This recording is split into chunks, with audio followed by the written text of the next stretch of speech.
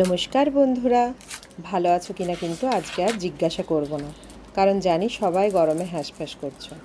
আর এই গরমেই তোমাদের সাথে একটা রেসিপি শেয়ার করতে চলে এলাম। তো দেখে কি বুঝতে পারলে কি রান্না করলাম? তো দেখতে থাকো কি রান্না করছি, আশা করি তোমাদের ভালো লাগবে। তো দেখো, পনির বার করে নিলাম। পনির বার করে পনিরটাকে কেটে নিচ্ছি। তো পুরো পনিরটা দেব না, অর্ধেকটা দেব, অনেকটাই পনির আছে। তো পনিরটাকে প্রথমে কিউব করে কেটে নিলাম।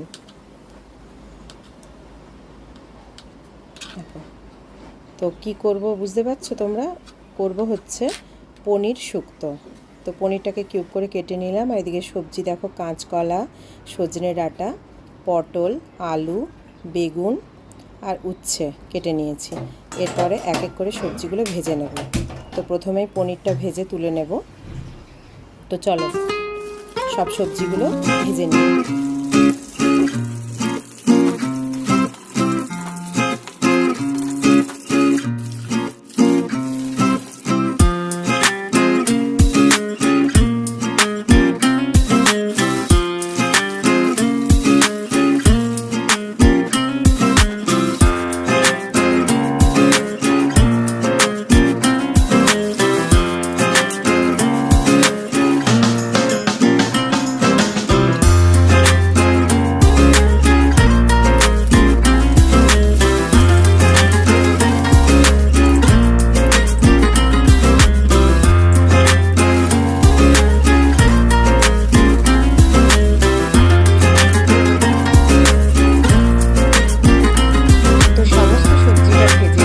আলুটা কড়াইয়ে দিয়ে লাস্টে চলে এলাম এদিকে একটা পেস্ট বানাতে। তো দিয়ে দিলাম আদা, আর 8 থেকে 9টা হচ্ছে কাজু, দিয়ে দিলাম হচ্ছে রাঁধুনি, সর্ষে, সাদা তিল আর পোস্ত, আর দিয়ে দিলাম হচ্ছে দারুচিনির টুকরো, দিয়ে এটাকে একটা জল দিয়ে পেস্ট বানিয়ে নেব।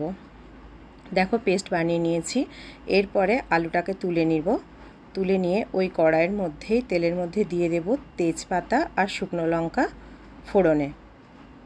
দিয়ে দেওয়ার পর ওই পেস্টটা করে রেখেছিলাম, ওই পেস্টটা দিয়ে দিলাম।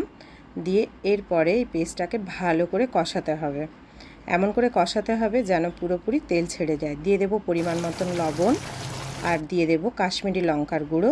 এটা শুধুমাত্র রঙের জন্য দিলাম একটুখানি। এরপরে এটাকে ঢাকা দিয়ে দিয়ে কষাবো।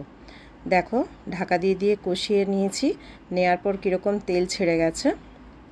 এরপরে আলু আর সজনে ডাঁটাটা সেদ্ধ হতে একটু সময় লাগে। তো অর্ধেক সবজি আমার সেদ্ধ হয়ে গেছে, যে যখনই ভেজেছি তখনই সেদ্ধ হয়ে গেছে। আলু আর সজনে ডাঁটা একটু বাকি ছিল। তো প্রথমে দিয়ে দিলাম আলু আর সজনে ডাঁটা, ভালো করে কষিয়ে নিয়ে জল দিয়ে ঢাকা দিয়ে দেবো।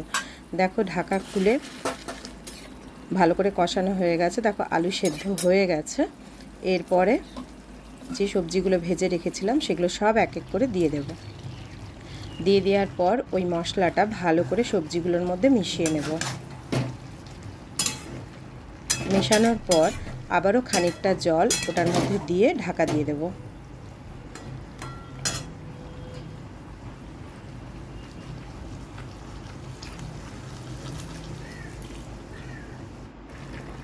দেখো ফুটে গেছে। জলটা যখনই ফুটে যাবে পনিরের টুকরোগুলো দিয়ে দেব। পনিরের টুকরোগুলো দিয়ে তার মধ্যে দিয়ে দেব পরিমাণ মতন চিনি। তারপরে এই পাশে একটা কড়াই বসিয়ে তেল আর 5 ফোড়ন দিয়ে এটাকে সাঁতলে নেব। সাঁতলে নেওয়ার পর 1 চামচ ঘি দিয়ে নেব। ব্যাস, আমাদের পনির শুক্তো রেডি। তোমাদের রেসিপিটা কেমন লাগলো কমেন্টে কিন্তু জানাতে ভুলে যেও না।